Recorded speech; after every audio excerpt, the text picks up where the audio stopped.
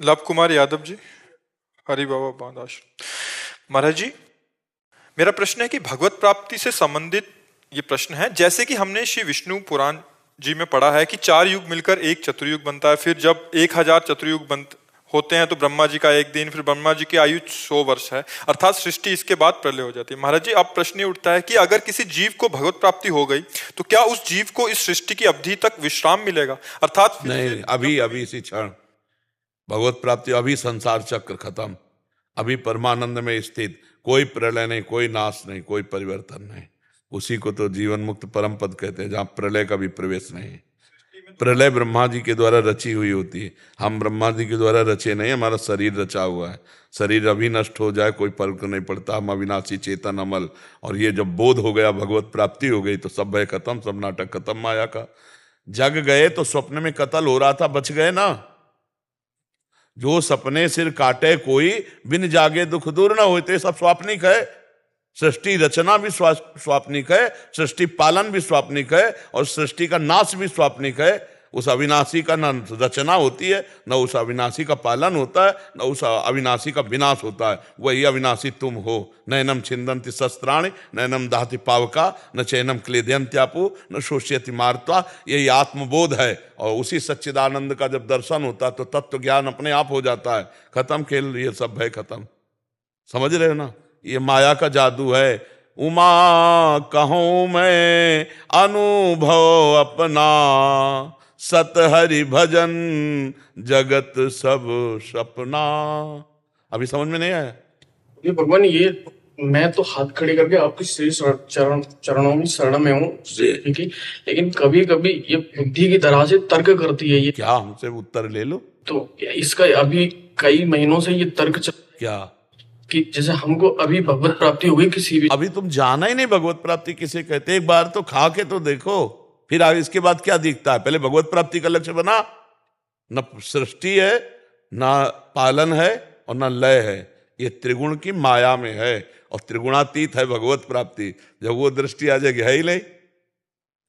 अरे भैया, स्वप्न में सब कुछ दिखाई दे रहा, जगने पे कुछ है क्या? तो अभी तुम स्वाप्निक पुरुष हो, जगे हुए पुरुष हो क्या? तुम्हें ब्रह्मबोध हो गया क्या? तुम्हें भगवत साक्षात्कार हो गया क्या? तो स्वाप्निक संकल्प विकल्प हो रहे, अब जगाने की चेष्टा करने, जग जाओ धीरे धीरे, निरंतर नाम जप करो। और ये जो सृष्टि प्रलय की कथा लिखी हुई है कि हम भयभीत होकर ऐसे भगवान की शरण में जाएं, ये सत्य है। संसार की लीला में ये ऐसा होगा, लेकिन हम ऐसा भजन करना है कि अब हमको इस प्रपंच से ऊपर उठ जाना है। और भगवत प्राप्त में कुछ नहीं होता, न प्रलय होती है, न पालन होता है, न लय होता है। अभी ज्ञान तो है नहीं। अब भी आत्मस्वरूप का क्या पालन होता है? अब भी आत्मस्वरूप का कौन बाल बाका कर सकता है? इसका ब्रह्मा सृजन कर सकते हैं। जो ब्रह्म की आत्मा है वही हमारी आत्मा है। अभी बच्चे को कैसे समझोगे? नाम जप करो तब समझ में आएगा। ये तो आध्यात्म का खेल है। नाम जप करते रहो, पहले भगवत प्राप्ति की तरफ चलो। गुरुदेव भगवान, आपके सानिध्य में हूँ काफी समय से। ये मेरे बुद्धि कभी कभी प्रश्न करती है, लेकिन मैं इसका चिंतन नहीं करता हूँ। आपके चरणों के तो आप समझ में आ रहा है कि नहीं? जैसे स्वप्न में आप देख रहे हो कि एक मित्र मिला, पत्नी मिली, लड़का, दुनिया का सब प्रपंच देखते हो, क्या कुछ सत्य होता है क्या? यहाँ क्या सत्य है? हमारी बाल्यावस्था सत्य थी क्या? हमारी जवानी सत्य थी क्या? और कुछ दिन बाद ये रूप ऐसा मिट्टी में मिल जाएगा, ढूंढने से नहीं मिलेगा, त्रिभुवन में, त्रिकाल में। ये सब नाटक है माया का, ये सत्य थोड़ी है। और जो हम हैं वो थे, हैं, रहेंगे, कभी विनाश नहीं। अग्नेयास्त्र हमारा कुछ नहीं जला सकता, वायवास्त्र हमारा कुछ नहीं उड़ा सकता, वरुणास्त्र हमारा कुछ नहीं भिगो। तभी तो नैनम छिंदन्ति शस्त्राणि, नैनम दाहति पावका। अभी ना आत्मज्ञान है, ना भगवत साक्षात्कार, तो बुद्धि तो चंचल हो ही जाएगी। नाम जप करते रहो, और जो संशय आवे उसका उत्तर लेते रहो, बस मानते रहो।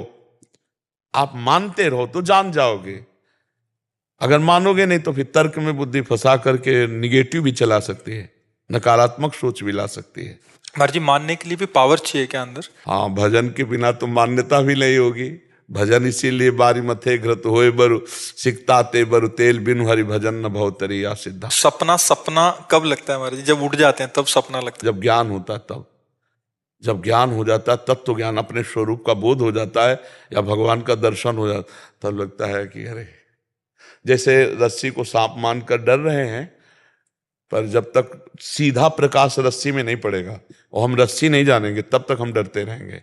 और जब प्रकाश पड़ा, देखा रस्सी, तो हंस देंगे कि यार ये तो रस्सी थी, हम इसे सांप मान रहे थे। ऐसे ये सर्वत्र ब्रह्म व्याप्त है, सर्वम खलमिदम ब्रह्म, यहाँ कोई भय का विषय नहीं। पर जब तक हम ब्रह्म बोध नहीं कर लेते तब तक भय से निवृत्ति नहीं हो सकती। क्योंकि महाराज जी बहुत कठिनता पड़ती है उस बातों को कठिनता इसलिए पड़ती है कि हम आसक्त हो गए हैं शरीर में, शरीर के भोग। हम कह रहे हैं बहुत छोटी बात है तंबाकू, चाय छोड़ना कठिन है। आप देख लो ना, हम छोटी छोटी आदतों में फंस गए, फिर इतने बड़े शरीर में फंस गए और शरीर के भोगों में फंस गए। अब इसको छोड़ना तुम खिलवाड़ समझते हो क्या? चाहे जितना उपदेश दे लो, चाहे सुन लो, जब शीशा से तिलक लगाओ तो लगता है ये हमारे माथे पे सही तिलक लगा है ना, हमारे सीधे मैं का तदात्म भाव इसमें है।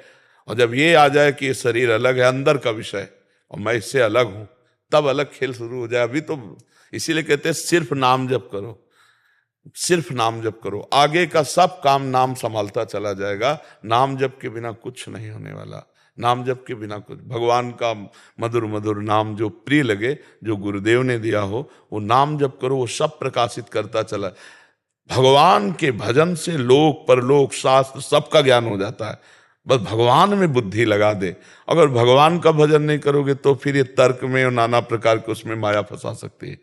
अपने को चलने में ऐसे ऐसे संकट पड़े हैं कि बस लगा है कि अब रास्ता बंद, वहीं भगवान का स्मरण किया, तुरंत रास्ता खुला, अंदर का तुरंत रास्ता। अच्छा यहाँ से ऐसे ऐसे, ये बहुत बहुत बड़ा मतलब बंधन है, कोई छोटा नहीं। गुरु स्वामी तुलसीदास जी कहते, जड़ चेतने ग्रंथि पड़ गई, यद्यपि मृषा छूटति कठिन। बहुत कठिन है, नहीं कठिन। अब देखो प्यास लगेगी तो आप कहोगे कि प्राणों को प्यास लग रही, मेरे को नहीं। यह भूख प्यास प्राणों का धर्म है, मेरा नहीं। नहीं, मुझे प्यास लगी है, मैं देखना चाहता हूं, मैं सुनना चाहता हूं। ये तदात्म हटे ज्ञान के द्वारा तब। पर ये सब छोड़ो, नाम जप करो, वो अपने आप आगे का रास्ता पुष्ट कर देंगे।